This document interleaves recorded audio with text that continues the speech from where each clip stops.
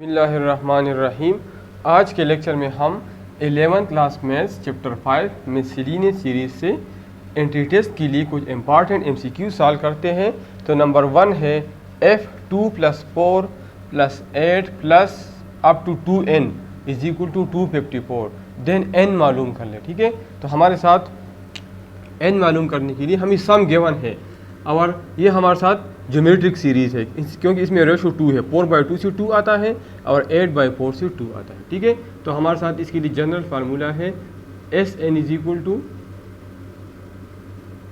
a/1 minus r या r-1 r⁻n-1 divide by r-1।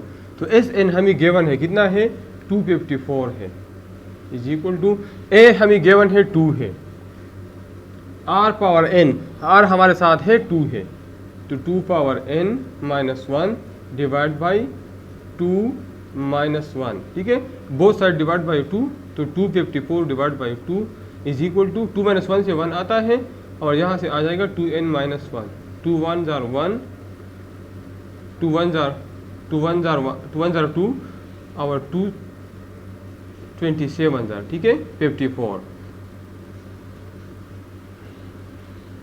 तो 127 और यहाँ से -1 यहाँ पे +1 हो जाएगा 2⁻n। 128 is equal to 2⁻n और 2⁻7 से 128 आता है। ठीक है, तो बेस बराबर है तो पावर भी बराबर होंगे, तो n की वैल्यू हमारे साथ 7 होंगे। ठीक है, तो ऑप्शन नंबर सी इसमें करेक्ट ऑप्शन है। नंबर 2 है for an arithmetic progression Sn is equal to n×n+2। तो सम ऑफ टर्म मालूम है, ये है, तो an मतलब लास्ट टर्म मालूम कर लें, an मालूम कर लें। तो Sn हमारे साथ है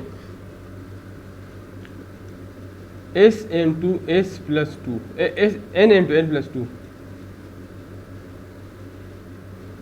तो S1 हमारे साथ होगा 1×1+2 विच इज इक्वल टू 2 + 1 से आता है 3। S2 हमारे साथ होगा 2×2+2, तो 2 + 2 4, 4 2 जार 8।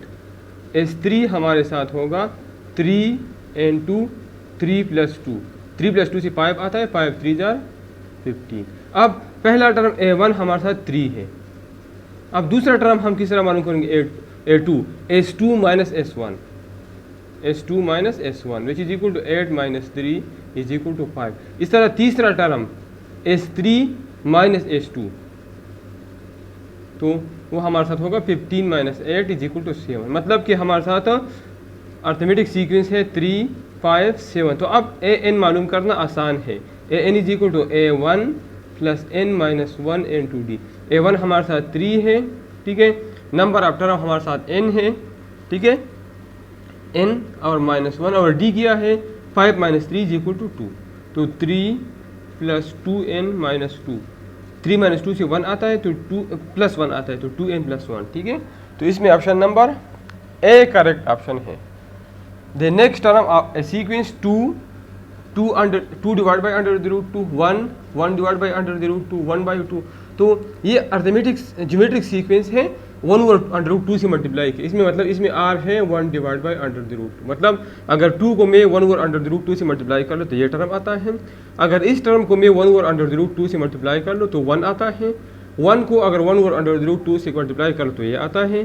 ठीक है, इस तरह अगर इसको 1/√2 से मल्टीप्लाई कर लो तो 1/2 आता है, और इसको अगर 1/√2 से मल्टीप्लाई कर लो तो 1/2 आता है। ठीक है, तो इसमें option number A correct option है। ठीक है, the sequence 1/3, 1/5, 1/7 S n।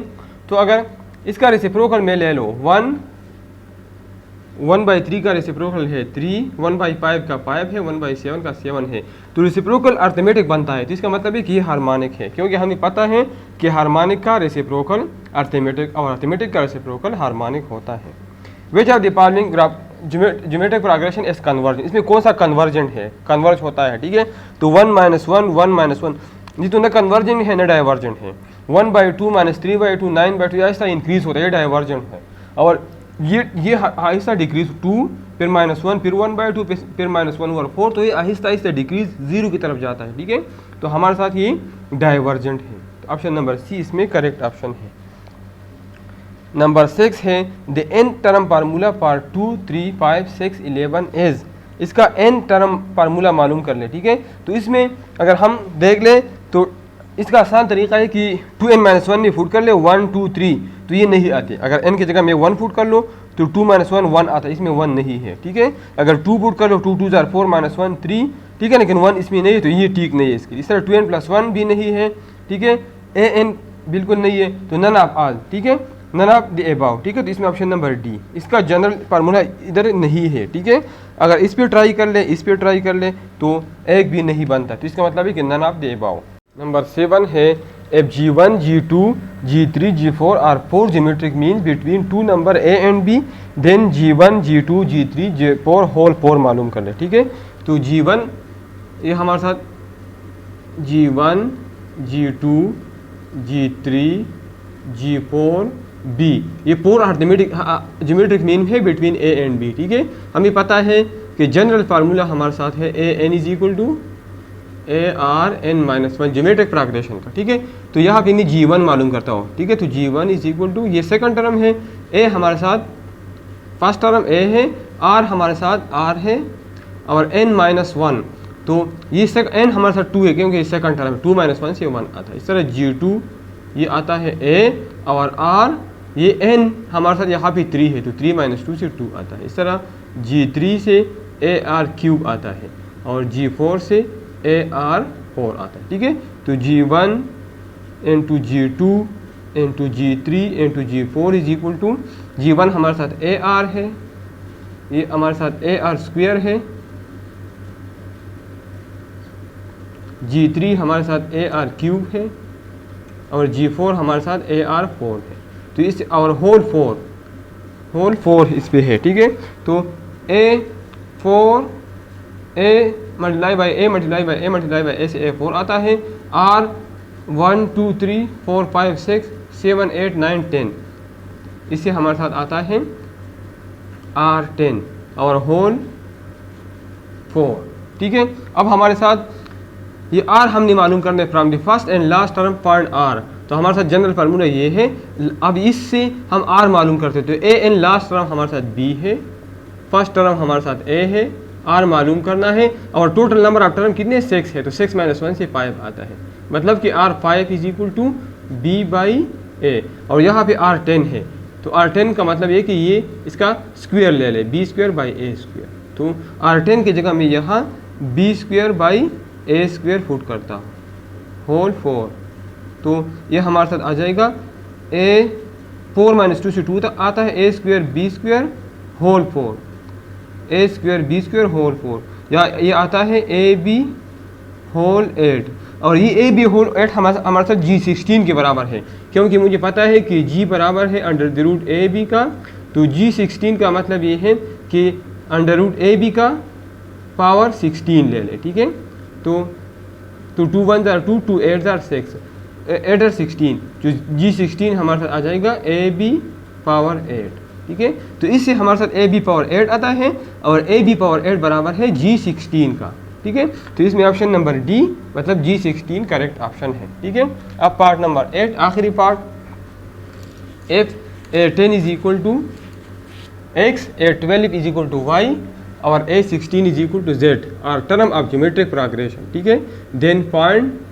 Then condition मालूम कर ले, ठीक है। तो A10 हमारे साथ AR9 is equal to X, A12 is equal to AR12 - 1 से आता है 11 इज इक्वल टू Y।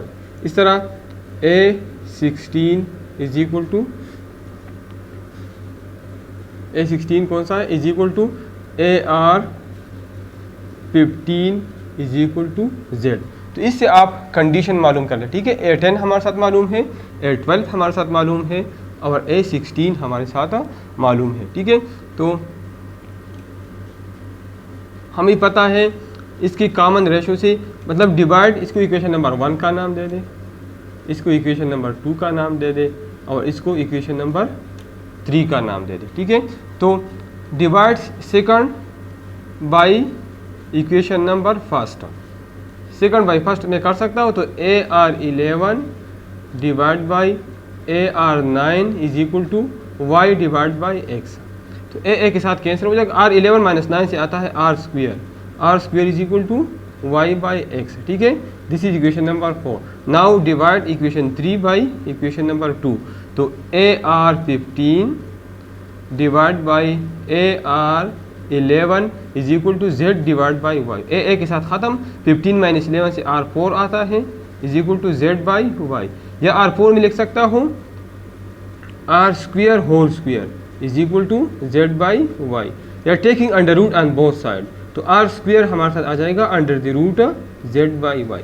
अब ये भी आर स्क्वेयर है और ये भी आर स्क्वेयर है, तो इसका मतलब ये है कि ये दोनों आपस में बराबर है। ठीक है, तो इसका मतलब यह है कि y by x is equal to under the root Z by Y. अब अंडर रूट ख़त्म करने के लिए स्क्वेयरिंग बोथ साइड, तो y square by x square is equal to Z by Y, या वाई स्क्वेयर क्रॉस मल्टीप्लाई करें तो y square into y से आता है y cube is equal to x square Z। ठीक है, तो इसी के साथ ये हमारे साथ कंडीशन आ गया y cube is equal to x square Z, जो ऑप्शन नंबर ए इसमें करेक्ट ऑप्शन है। ठीक है, तो इसी के साथ आज का लेक्चर ख़त्म हो गया। तो आप लोग मेरा चैनल लाइक करें, सब्सक्राइब करें और अपने दोस्तों के साथ शेयर करें। Thank you.